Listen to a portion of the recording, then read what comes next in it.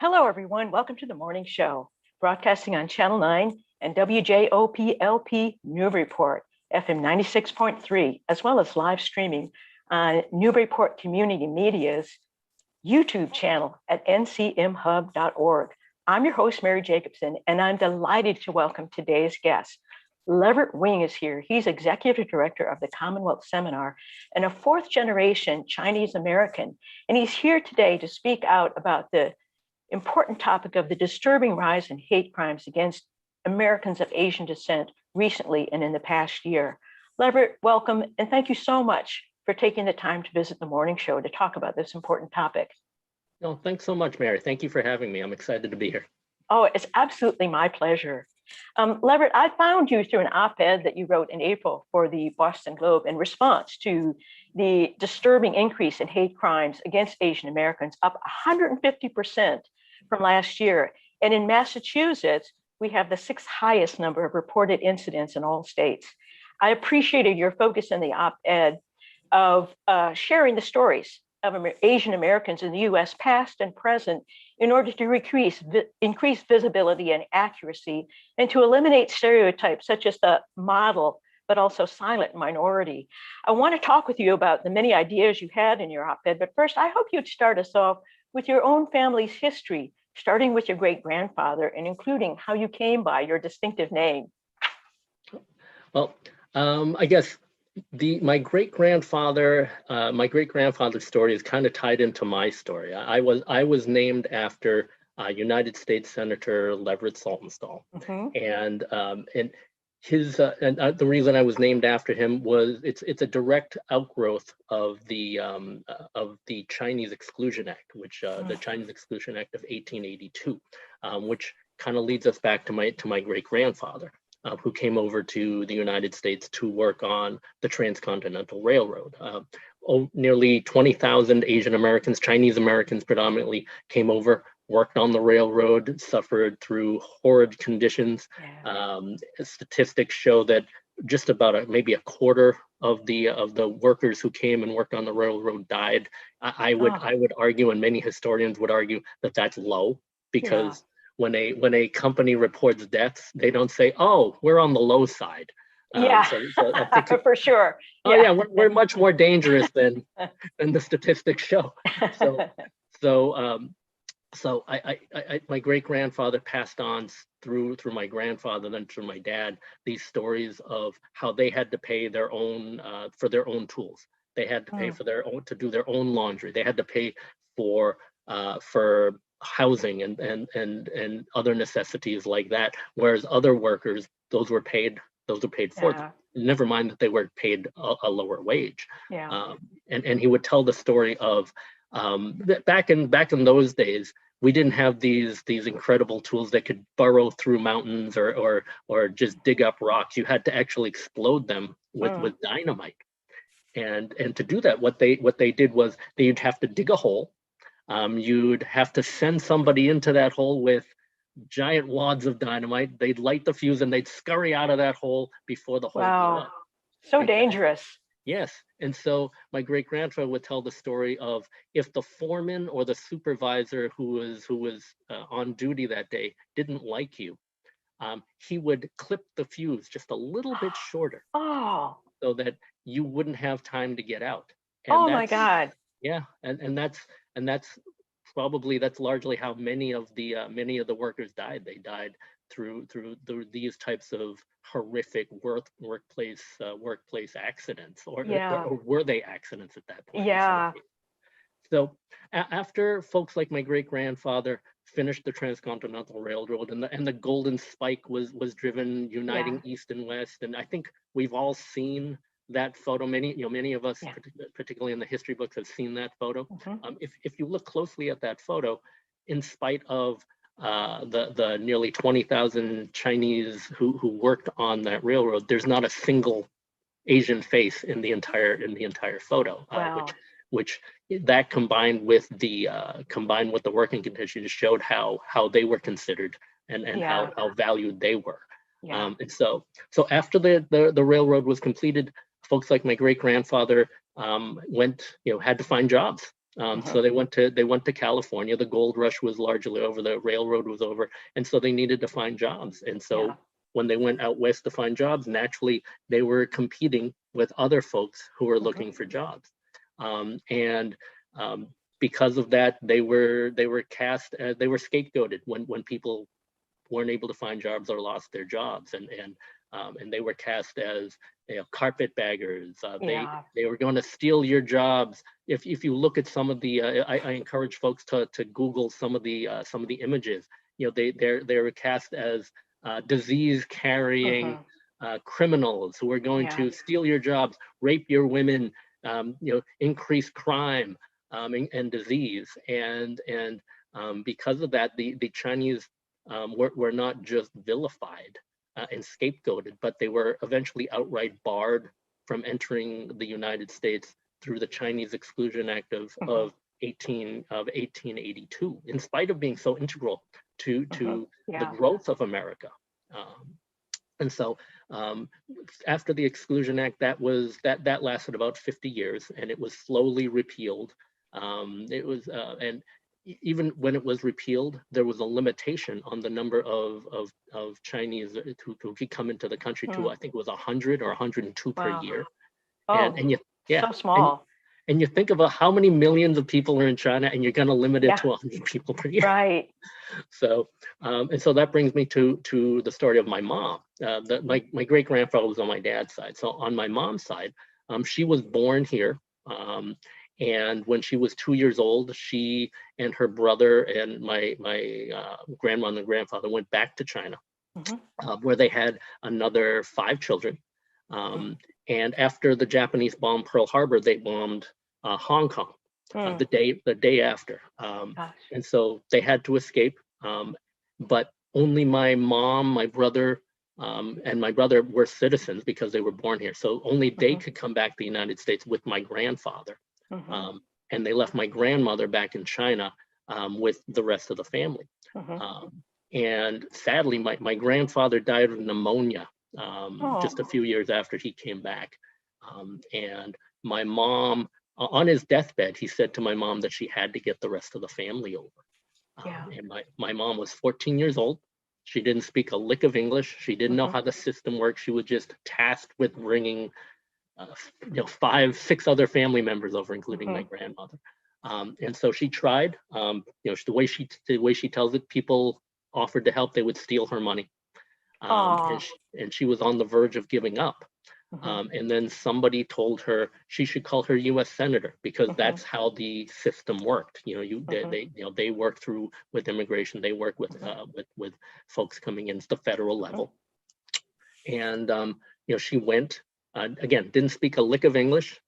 She was fortunate enough to have an interpreter there. Like back in the 40s, who had interpreters? Yeah. Able to find interpreters. Then she was fortunate enough to have a staff person who was empathetic to her story, who brought it up to the U.S. Senator Leverett Saltonstall. Senator Saltonstall, she was fortunate enough that he was empathetic, and he said, "Yeah, let's help this family." And then she was fortunate enough to have him stay in office for 20-something years. And so one by one, slowly but surely, the family was reunited back in, I think it was 1957. And because of that, she wanted to find a way to honor him, and so she and my dad named their firstborn and only son after him. And so that's the sort of the long-winded, full-blown story as my mom recounts of how I got my name. And that's how we get Leverett Wing. It's a wonderful story, Leverett. The whole story dating back to the work of so many Chinese immigrants and so many losing their lives. I wouldn't call those workplace accidents, though. I would call those workplace murders, actually, cutting off the fuse. But your story contains so much history. And the positive outcome is here we have you visiting the morning show today, Leverett Wing. So thank you for that, Leverett. It's a really wonderful story. Well, Leverett, you're a 4th generation American with multiple degrees and a distinguished work history as a professional. And yet you've said that you regularly get comments such as, where are you really from? And that you get compliments on how remarkably well you speak English. Now, Leverett, your ancestors have been here a couple generations longer than mine. My grandparents on my mother's side came over from Ireland. My great grandparents on my father's side came over from Denmark. And no one has ever asked me where I'm really from, nor have I ever gotten compliments on how well I speak English. So, and by the way, you speak remarkably good English, Mary. Thank you for that. And I'm really from Virginia.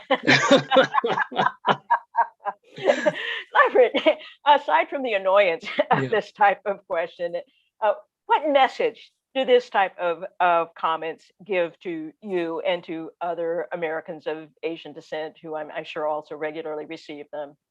Yeah, I mean, it sends the message that in spite of how long your family's been here, in spite of the number of degrees that you may have, in spite of your professional background or where you're, how you've raised your kids or who you've coached in Little League or anything like that, it sends the message that just based on your looks, you're not really American.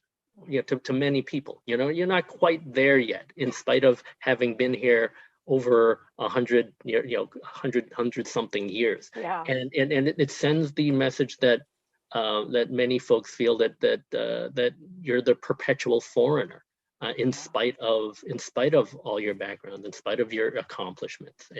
And I think one of the most stark examples of that was in World War II.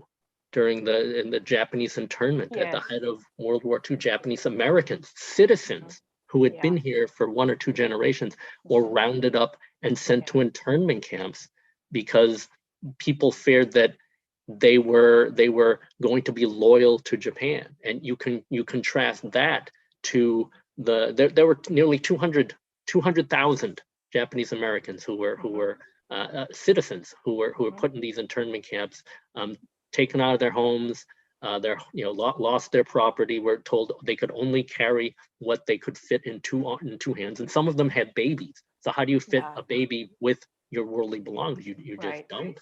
And you contrast that with other groups that the United States was at war with. Italian Americans and German Americans. There were some that were incarcerated. I think around 10,000 German Americans, maybe 7,000 Italian. I may have those two numbers mixed up.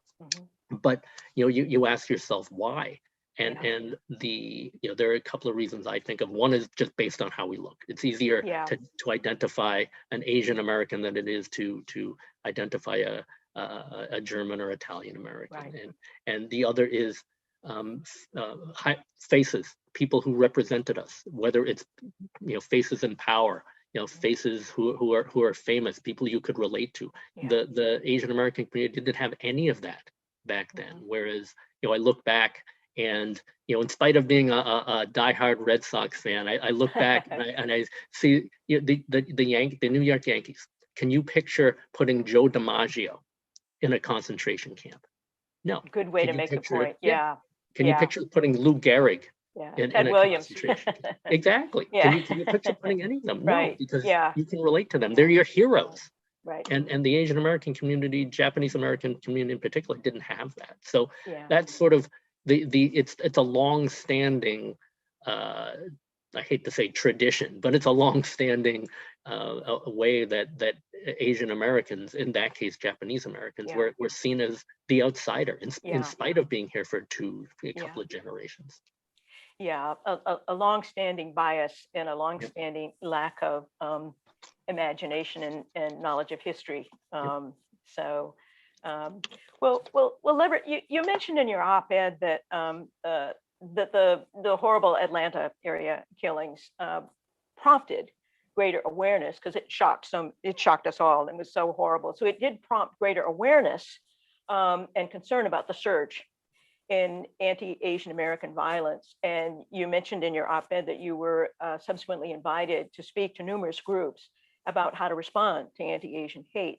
And you said that audiences were shocked to learn the long history in the US of Americans of Asian descent being ostracized and vilified. And you've talked about that already in a way. I was wondering if you could fill us in, because I know that's not the whole history. There are other examples, stories of discrimination and unequal treatment. So I was hoping you could fill us in on a bit more of that history. Sure. I mean, I referenced the Chinese Exclusion Act. Yes. I spoke a bit more about the internment. There's there's a litany of instances. I think one of the instances that a lot of Asian Americans kind of hold akin to, so not exactly the same, but akin to sort of a George Floyd moment for our community was back in the 80s when a fellow named Vincent Chin was murdered in Detroit while out on his bachelor party. In those days, the U.S. auto industry was under pressure. And people were losing their jobs. The auto industry was suffering, and the convenient scapegoat was the Japanese automakers. And so Vincent Chin, a Chinese American, I think it was like second or third generation, was out at his bachelor party at a bar, and somebody called him, said that I'm losing my job because of you. I'm paraphrasing here, but I'm losing my job because of you, you stupid Jap. And he said, I'm not a Jap. And they got into there was a subsequent argument, a fight, and Vincent Chin ended up getting held by the perpetrator's father, I think it was, and hit over the head multiple times with a baseball bat, and he bled out and he bled to death. And that's another another example of Asian Americans being seen as scapegoats. And it doesn't matter whether you're a Chinese American being blamed for a Japanese American, being scapegoated as a Japanese American. I think we've seen instances during COVID where it was a Thai senior citizen, an 84-year-old man who was attacked and killed because people thought that he was Chinese in descent, or just maybe just targeting because he was Asian, sort of in general. And people target Asian Americans, but it's very difficult to target a specific group. I've always said, people are angry at the Chinese government because it's theorized that the virus started in Wuhan. And even if you blame the Chinese government, there's no reason to attack citizens in the United States or residents of the United States for something that a government how many thousands of miles across the ocean has done. And I've often said that it doesn't matter, and I said this earlier, it doesn't matter what generation you are. If I'm here fourth generation, people look at me, and they're not going to, if they're going to spit on me, if they're going to attack me or physically assault me or accost me, they're not going to walk up to me and say, pardon me, are you first generation from China? Yes, right. Or are you third or fourth generation? Where did you go to college? Right. And what do you do for work? Because if you're not first generation, then I beg your pardon, I'll move on. Right. And please go about your day. So no, they're going to see me as they saw this 84-year-old Thai senior citizen and just attack him and just attack me. And so it doesn't matter what generation you're. It goes back to that perpetual foreigner thing that we were talking about. Yes, absolutely. Right. So, I think that's such an important point that you make, Leverett, that there are governments whose behavior we may not approve of for all kinds of reasons. But if your family came from Germany and you moved to the United States, you're an American.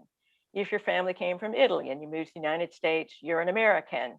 And yet, for some reason, that has to do, I'm sure, and as we've made reference to, because of appearances, and because of anxieties and fears, that a lot of seemingly a lot of American citizens have trouble seeing as their fellow citizens who might well be as aggravated by the Chinese government as all of us can be at times. They don't make that distinction, and they see someone who simply looks Asian and they lash out. And so I think that's an important distinction that you make, that we're all Americans, no matter where we came from.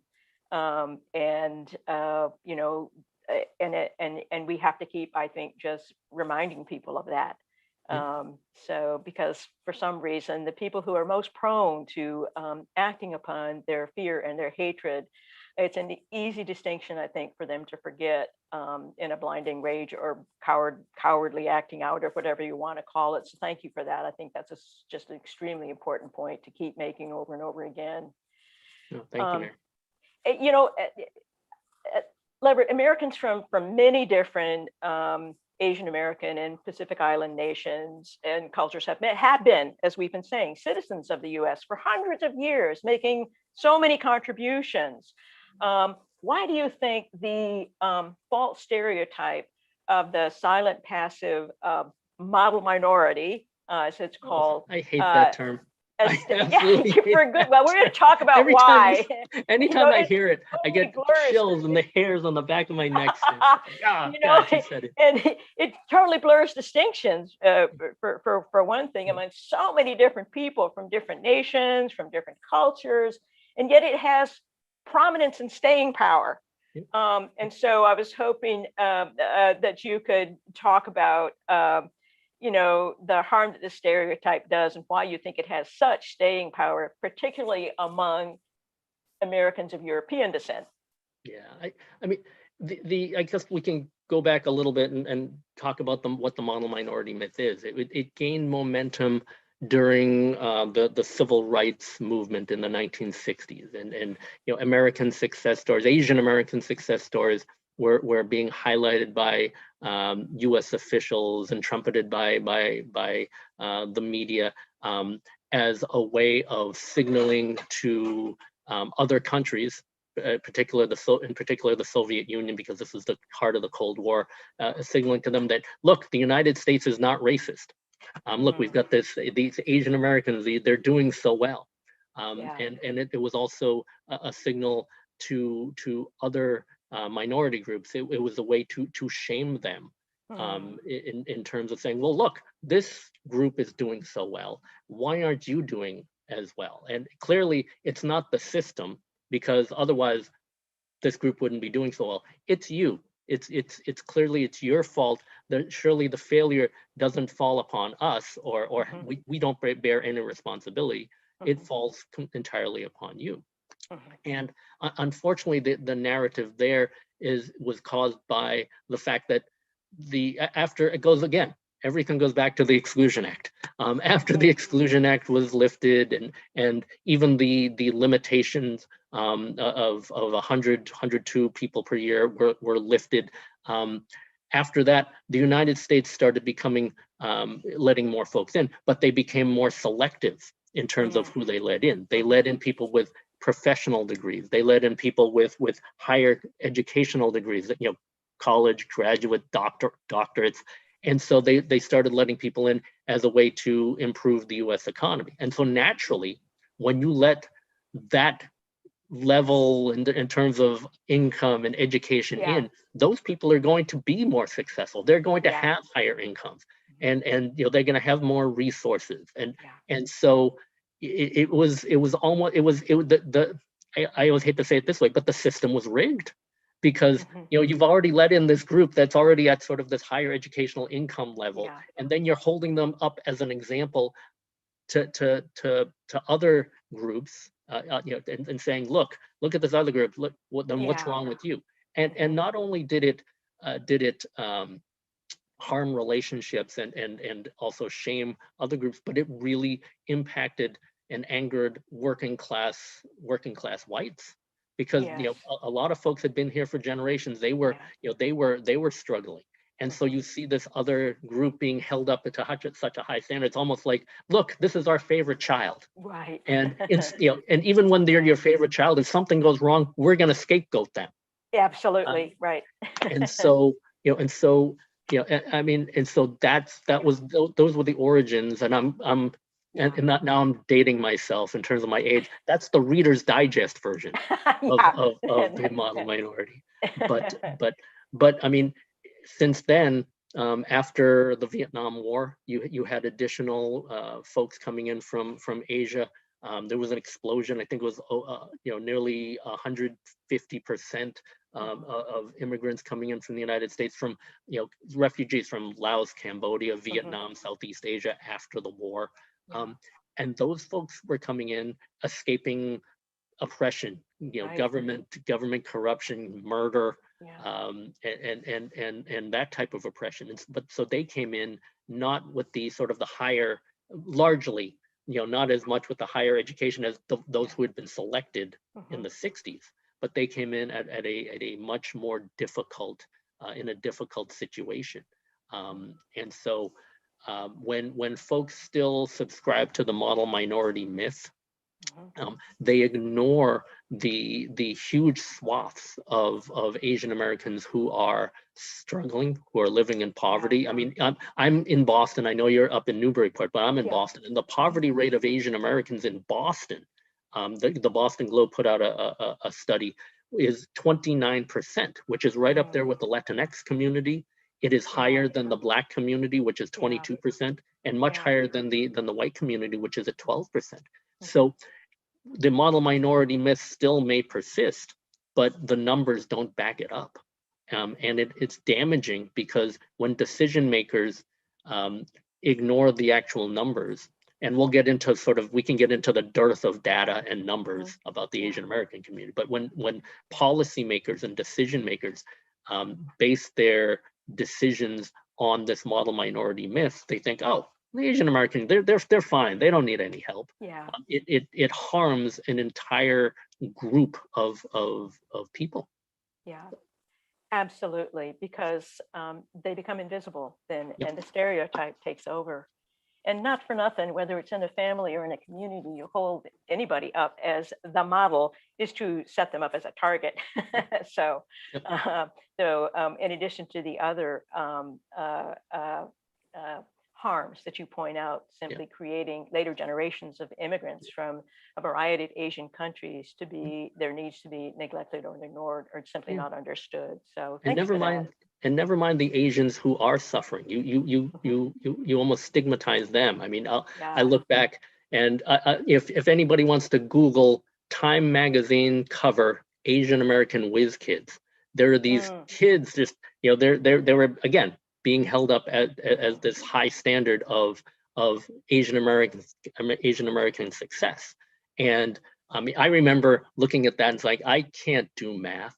I'm terrible at science. What's wrong with me? And that was me, who relatively speaking was relatively privileged and very fortunate. I can't imagine what other kids. I grew up in Chelsea, Massachusetts, which is a suburb of Boston, and so we were relatively well off. So I can't imagine what other kids who looked at this and said, well, why, what's wrong with me? So there's it's so nuanced, and it's so layered. So it's so damaging on so many levels. Well, and it's interesting. It's a nice segue into the next question I wanted to ask you about, because the model minority stereotype, with its limitations, is still very well known, and yet the achievements of individual Asian Americans are not that well known. Notably, I'm sure you read about, there's a lot of publicity recently about a survey that was done. It was a good sample size, 2,766 Americans, in which participants were asked to name a well-known Asian American. And the most common answer, a kind of stunning 42%, was don't know, and followed by Jackie Chan at 11% and Bruce Lee at 9%. Were you surprised by this result? Yes and no. I mean, first, Jackie Chan's not even American. And Bruce Lee's been dead for what, 30, 40 years. And so it's like, oh God, really? But I mean, I'm not, because Asian American stories, Asian American histories, and Asian American identities have been largely erased or for lack of a better term, washed away. I mean, if you just think about it, Kamala Harris talks about her Asian American identity very often. In Hollywood, Dwayne Johnson, probably the biggest star in Hollywood right now, talks about his Asian American roots all the time. It's in every one of his movies, which admittedly I'm a big fan. And so you've got all of these, and you see folks on TV all the time. Ming Tsai, Yo-Yo Ma. You've got hosts on network TV, and but when I go back to Kamala Harris and Dwayne Johnson, when they tout their Asian American roots, and even when they make it very obvious, it doesn't gain any traction. And a lot of that, I think, is, and I mentioned sort of the histories and the stories being erased. I think a lot of that is because of decision makers deciding what gets publicity, what plays, what is out there in the mainstream, and that's been going on for years. I mean, I as we've alluded to, folks, I've been talking to different companies. I've been talking to different organizations, not just in Massachusetts, but around the country. Thanks to Zoom, I'm able to do that. And folks, I'm shocked that nobody knew. Maybe one person out of the 900, 1,000 people I've talked to knew about the Exclusion Act. Maybe a handful knew about the Japanese internment, but they didn't know sort of the depth of it, and they didn't know sort of the numbers. Nobody knew about Vincent Chin. And so it's a lot of it is because the history has been completely erased by folks who decide, okay, what's in the history books? What do you see on the news? And I always use that as sort of a launching point to talking about we need more decision makers, diverse decision makers, or decision makers who are open-minded and sympathetic enough to share these diverse stories so that they're out there. So that people know about it, and so people know the histories of all of our communities. And the Asian American community is a very complex, diverse community, and the story deserves to be shared just as much as any other group. Absolutely. And I know that one of the things you talked about in your op-ed was how a role that educators have to play in this is to make sure that those the variety and the depth of Asian American stories get included in the curriculum that we're all taught. And not for nothing, one of the things that I learned from your op-ed was that the Asian American community is also the fastest growing community in the United States and in Massachusetts, on track to being the largest immigrant group in America by 2055. Yep. I wonder, do you think, Leverett, that this increase in numbers will lead to greater awareness?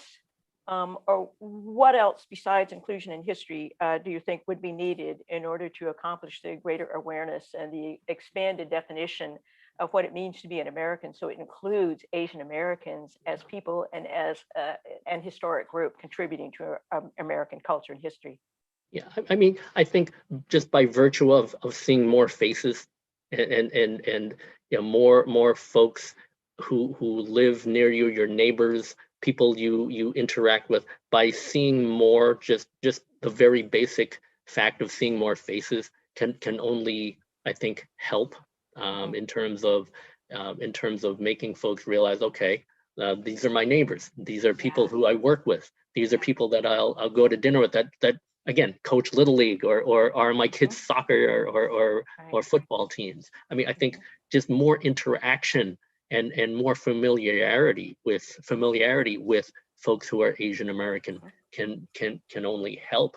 I think businesses, and I think one of the things you talked about, how do we bring this more into the mainstream? How does this become more of a priority? And I think I think businesses have a big role to play with this. And I think from a purely, you referenced the Asian American community becoming the largest growing immigrant group within 25, 30 years. I think from a purely economic standpoint, it is important, it behooves businesses to get to know Asian Americans better. It behooves them for their businesses, for their employees, for their senior managers and boards to not only get to know the Asian American community better and to know the histories better, so you can be a better business partner, but it behooves them to elevate Asian Americans into senior leadership positions, into board positions, into CEO positions, because it's very important that you have employees and decision makers, and there I go with the word decision makers again, but it behooves you to have folks who know the community, who can relate to the community, who the community can see and say, oh, well, so-and-so's there. I know they're active in the community. I know that they do good work here. I think I'll support that particular business, or I'll support that particular entity. And so it's besides being just good social policy and the right thing to do, if people don't want to do it that way, then look at it from an economic perspective. Right. So it's pragmatic as well. Yeah. Because citizens are also, we play many roles in our lives. Citizens are also consumers and employees and investors. So taking that in consideration is also an important and pragmatic strategy looking toward the future. So, well, and legislators have a role to play. I wanted to ask you your thoughts about the anti-Asian hate crimes bill that was signed into law by President Biden relatively recently, and it mandates data gathering about hate crimes and also makes grants available to communities. So how important do you think, Leverett, this type of legislation is? And are there other types of legislation in addition to the hate crimes bill that was recently passed that you think are needed? Yeah, I mean, I think you mentioned the magic word, which is data or data. I don't know, tomato, but you mentioned that word, and I think, I guess first, let me say that I think from a symbolic standpoint, it's very important that bill was passed. I mentioned the Exclusion Act. I mentioned the internment. Throughout history, usually bills which target or look solely at the Asian American community are restrictive, they're exclusionary, they're discriminatory. And the fact that there is a bill that is out there that wants to help the Asian American community, I think from a symbolic standpoint means so much. And in terms of the actual practical outcomes of the bill, data is so important. I think there is I referenced it a little bit earlier. There's just there's a dearth of data on the Asian American community on all levels.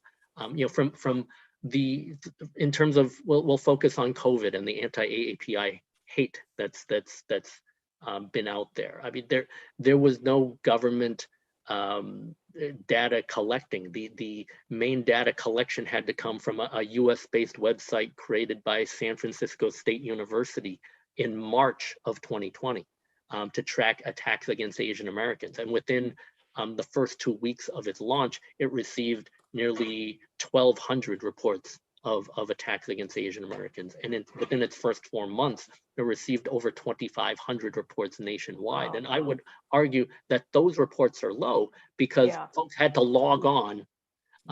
They had to know where to go. They had to know how to report it to this website. And as I mentioned earlier, the 84-year-old gentleman who was killed, I mean, seniors may or may not have access to it. Folks whose language is not, whose English is not their primary language may not know about this. I would argue that the numbers could be 2, 3, maybe even 4 times higher. But when policymakers, and when we saw these numbers, folks like myself and others around the country were trying to trumpet this. We were saying, look at this. This is actually happening. This is happening in March of 2020, over a year ago. But it couldn't gain traction because it wasn't an official number. It was gathered by San Francisco State University, which is still a very well-respected place, but it wasn't official. And so now that there's a mechanism for gathering this type of data, officially through a government entity, now people, it becomes, even though the San Francisco State data should have been enough, now it becomes official government data. And I think that's, that can only help in terms of what we're looking to try to do to support not just the Asian American community, but other communities in general. Yeah, official amplifies visibility. Yeah. And so that's really important. But there's another kind of visibility that I was reading about in the Globe recently. As of 11 years ago, there were no Asian Americans holding a seat in the Massachusetts House. Today, happily, there are 8, enough to have their own caucus. And so that creates a kind of a visible political leadership in state government. And Leverett, what are your hopes for that kind of visibility here in Massachusetts? I mean, we've come so far. I mean, I remember back when I was, and I won't give the year because that'll tell you how old I am. But but back when I first started, I was the only staff person at the Massachusetts State House. And I'll remember the very first week that I was on the job. It was Friday, the Friday before. Second week I was on the job. It was the Friday before Columbus Day, and it was a casual Friday. And I'm walking down the hall, 4:30ish, walking down the hall, and a door opens in one of the offices. And mind you, again, this is sort of my second week, and somebody motions over. And I said, hi. And she goes, hi, how are you? And I'm thinking, wow, everybody here is so friendly. And so I walked over, I was like, hi, how are you? And she goes, I'm great. And then she motioned into her office. And she said, yeah, over the weekend, can you please make sure that our carpets get vacuumed? Because we've got a lot of trash there. And we don't want any mice or rats. And I was in my early 20s, and my wife says that I'm not very bright now. And so I was even less bright then. And so it didn't dawn on me. So I just said, oh, you want the cleaning crew? And they'll be here, and they should be here very soon. And I just kept walking, got dressed, started walking down to Park Street, and then the little hamster started to run in the wheel. And I was like, she thought it was the cleaning crew. And I thought, why? And then I started to look around, and I realized I was the only Asian American in the building before 4 o'clock or 4:30. Right. And then once 4:30 started rolling around, you see this tapestry of diversity, women, folks coming in, and it's because they were members of the cleaning crew. And so in her mind, well, I don't care if he's in a jacket. I don't care if he's in shoes and khakis or whatever the heck I wore, probably the exact same clothes I'm wearing today because I never changed. But, it doesn't matter. He's somebody who looks different. He must be a member of the cleaning crew. Yeah. And so we've come a long way. I mean, we still have a long ways to go. I think there was an article in the paper last year. State Representative Trom Nguyen was trying to get into she was a newly elected state rep, and she was trying to get into the members' lounge, and they stopped her because they thought she was a staff person. Oh gosh. And I half joked with her. I said, well, at least they didn't think you were a member of the cleaning crew, so we've really made progress. And she just looked at me. I was like, I'm kidding. Yeah. So I have to ask you, Leverett, have you yourself ever considered running for office? I did when I was younger, but I've managed, gosh, I've managed nearly a dozen campaigns. I've worked on various campaigns in unofficial capacity, so I've seen how the sausage is made, and it's so difficult. And it's not something that I would now that I'm older. I'm a dad and husband, and it's not something that I would want to subject my family to. I understand. It is, you live in a fishbowl, and everything's public, and everything that you do, not everything, but much of what you do, if you do something good or you do something nice, it's centered on the lens of, well, he or she's only doing this because he or she's running for office and they want to be reelected. It's like, no, I want to do something nice because it's the right thing to do. And so I give credit to anybody who puts themselves out there, regardless of party affiliation, I mean, it is such a difficult thing to do, not just for yourself, but for the family. And so anybody who runs for office, I give so much credit to. But I did when I was younger. My mom, I actually ran it past my mom a couple of times before I got married, and my mom would say stuff. My mom spoke perfect English, but she would kind of go back to Chinese when she was mad at me, and she'd say something in Chinese, which the equivalent was, "What did you hit your head?" I think it was or something like that. I can't even remember. That's how bad my Chinese is, and how remarkable my English is. So, yes, it is. but yeah, she'd say stuff like that. So yeah, that kind of gave me pause. But I thank you for asking. totally understand. You lose your privacy. And that's not something that's a good fit for me or for lots of us. So, well, Leverett, I do want to ask you to tell us a little bit about Commonwealth Seminar, but before, there is something that I wanted to ask you, because it's so timely, this subject, and sadly, we read about new incidents of violence or harassment every day. So I wanted to ask you if you have suggestions for people who may themselves be targeted by harassment, verbal or physical, or who are witnessing an incident. Any suggestions that you have, Leverett, for people who may find themselves in that situation? Yeah, I mean, if you're witnessing it, do something. I mean, you're a bystander. You've got the ability to at least help stop it. I think we just saw 2 days ago where the Asian police officer was attacked by a gentleman who now the headlines say his mission was to kill Asian Americans, or I saw the headline on Yahoo, and people came and they stopped and they helped her and they got him off till other police were. So do something. Call the police. I think we saw the video from New York where the elderly Asian woman was attacked outside a luxury apartment building and nobody did anything. They not only didn't do anything, they closed the door. Yes, thank you. Exactly. I mean, come on. Exactly. What is wrong? I mean, sometimes you just, there's probably limited benefit to trying to figure out what is wrong with people, but what is wrong with people? Anyway, yeah, so do something. Well, they were being considerate of the people in the building, because that's their job. They need to make everybody in the building comfortable. So there was too much noise coming out from the screaming on the sidewalk.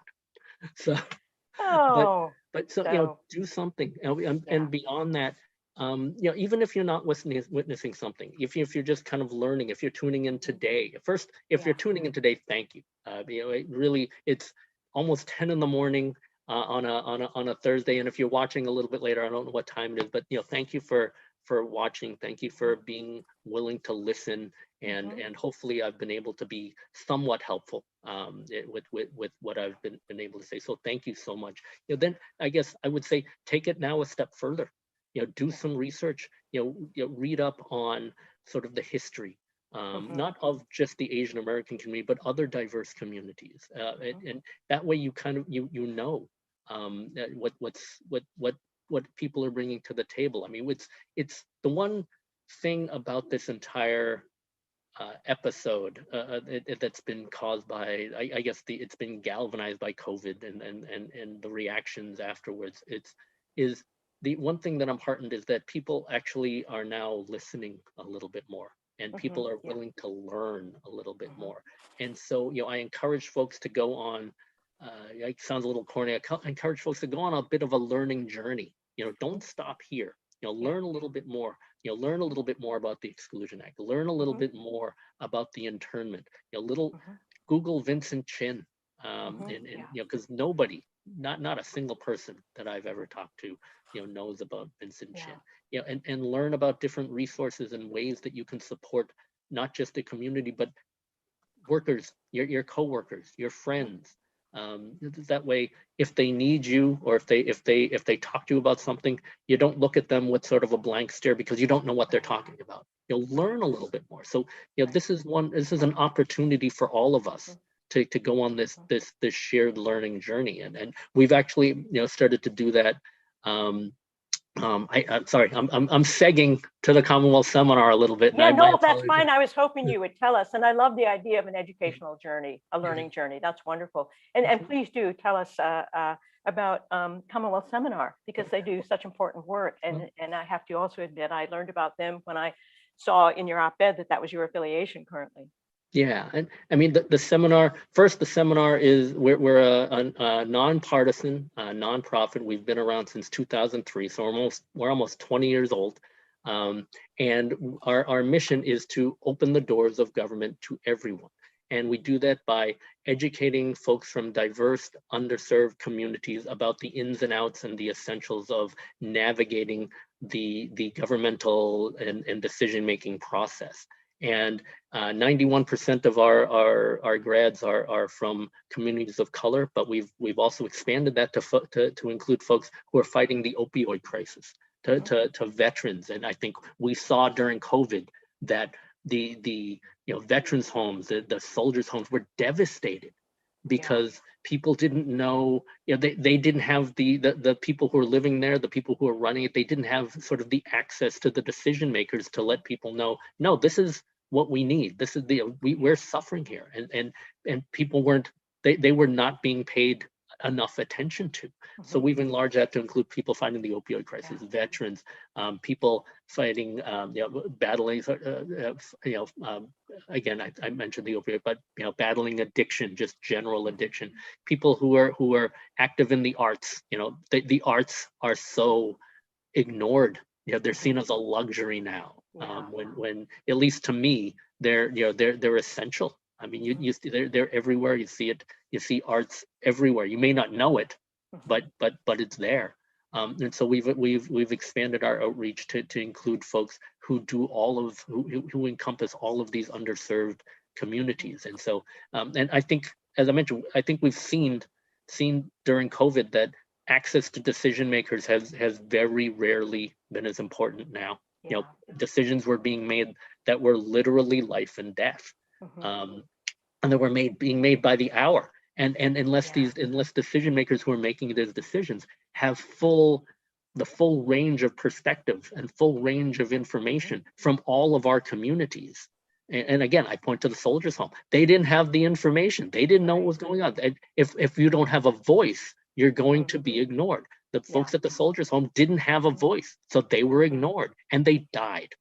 And so access to decision makers has very rarely been as important as it is now. And so that's what we try to do. And some of the work we've been doing, sort of the shared learning journeys, we've been working with other communities to try to educate folks about all of our shared histories. Whether it's the Asian American history, Black, Latinx, LGBTQ, veterans, all these different. We're talking about sort of the history of social justice and how it plays a role in law enforcement, things like that. We're talking about a lot of those things now, and you can't. It's again, we go on this journey. We've been doing it for months now, and it's impossible to learn anything in just 1 hour. And so that's why we want to continue this throughout the year, so that we learn as much as we can. We can't possibly know everything, but we gain better understanding, better empathy, and better ideas in terms of how other people operate and think and feel. So that we can work better together, and when we have differences, we can resolve them, because we're not all going to agree on everything. My wife doesn't agree with 90% of the things that I do, but we have that relationship, we have that love, we have that long-term bond. We're like, okay, we don't agree on this, but we can work through this. And how it always ends up being is when we work through it, my wife gets what she wants. So that's just how it is. But we have that. So. Because you talk things through. Exactly. And apparently she's very persuasive. So Leverett, I have to thank you so much. It's been an extraordinary learning journey that you've taken me and us on today. And I'm deeply grateful to you for that. Thank you so much. I really thank you for this opportunity. Thank you for this opportunity. I'm grateful for your time and your wisdom and your knowledge. I really appreciate it. Thank you so much, Leverett. And thanks for well, the work you do. Your show is incredible. Thank you. We've talked about this. It's a mutual admiration society. I've watched it, and I'm like, wow, thank this is you. great. So thank you. Thank you very much, Leverett. Well, that's it for today's show, everybody. I hope you'll join us next Thursday at 9 on Channel 9 for the morning show. If you missed any part of today's show, it'll be available for viewing on Newburyport Community Media's YouTube channel, Playlist for the Morning Show at ncmhub.org. Just click on the YouTube icon, click on Playlist, and then scroll down to the morning show with Mary Jacobsen. Each show will also air on WJOP FM 96.3 on Friday at 8 a.m. and the following Tuesday at 4 p.m. and Wednesday at 3 p.m.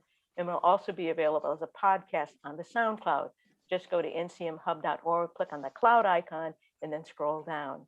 So that's it for today, everybody. Leverett, thank you so much. It's been an honor to talk to you. Bye, everybody. Take care, everybody.